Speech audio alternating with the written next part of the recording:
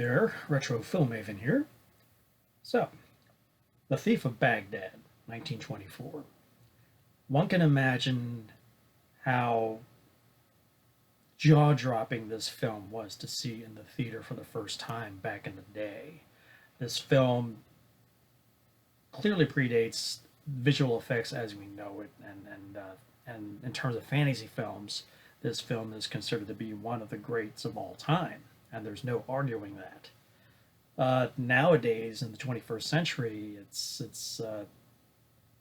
easy to take for granted how hard it was and how much ingenuity had to go into creating visual effects for early films, because it's never been tried before, never been done before, and the techniques were just getting started, and people were only just now creating what they can do using the lens to trick the eye to think that there's something happening when there really is nothing there.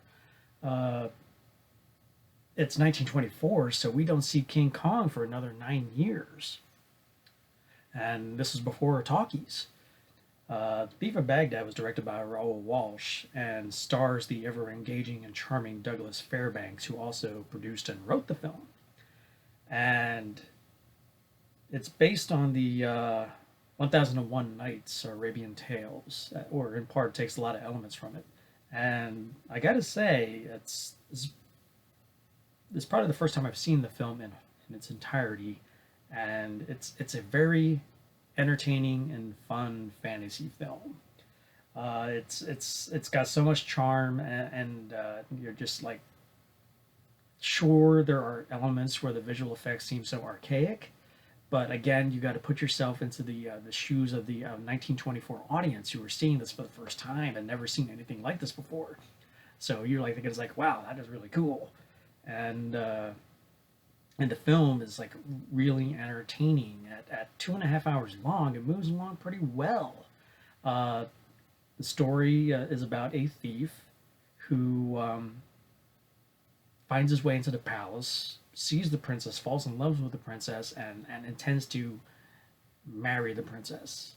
And he ends up getting into trouble when he's caught, and two, he revealed, because he feels bad about what he's doing. He wants to turn a turn a leaf and become legitimate, and he's tasked with the mission, along with other suitors, to find the most valuable and most rare treasure in the land and bring it back.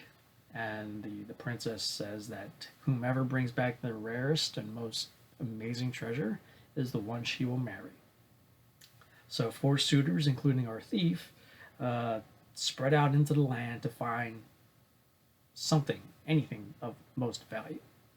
And I'm amazed just looking at this film and just like all the lavish sets and the set pieces, and apparently reading up on it, it's a lot of these sets are ginormous sets that were built for the movie, and the amount of people involved. I mean, there are effects, trick photography involved, but there's like casts of thousands in this one. Maybe not thousands, but hundreds of people involved, background extras, and there's like just so many great visual effects for the time that you're like thinking, it's like, oh, how'd they pull off like a magic rope, obviously the magic carpet, um, and other things that the thief comes across as he goes on the quest for his treasure.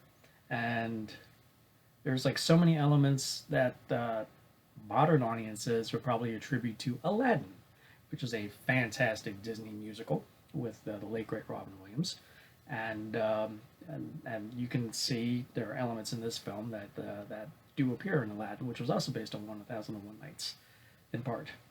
But The Thief of Baghdad, thanks to Douglas Fairbanks' engaging, charming, and energetic performance, it's a really an engrossing film, and I really appreciated how, because this is the silent era, and I guess Fairbanks felt it necessary to over exaggerate his performances in order to sell what he's doing to the back row of the theater per se, as one would do when presenting a play theatrically.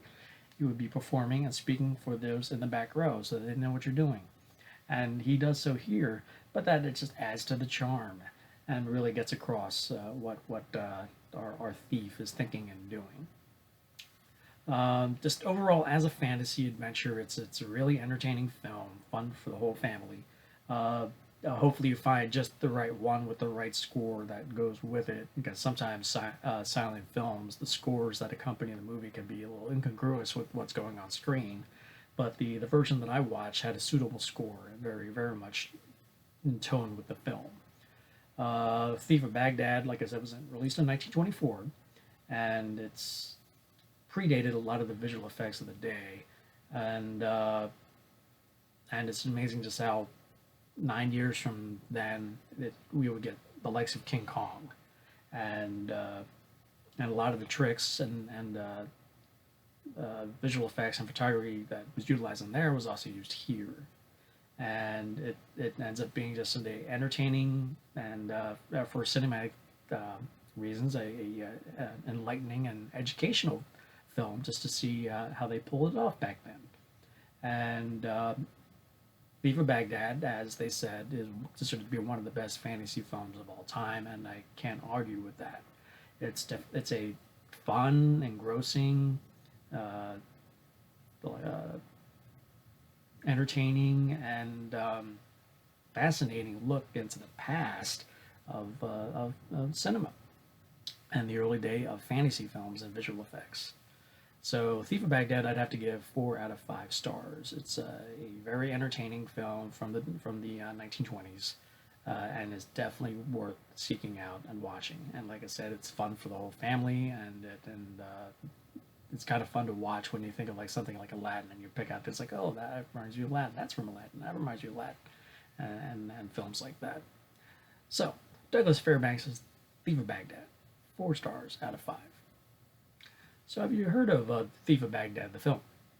Have you ever seen a Douglas Fairbanks movie? And if you have, please comment below and let me know. What are your favorites? Or what did you think of this film in particular?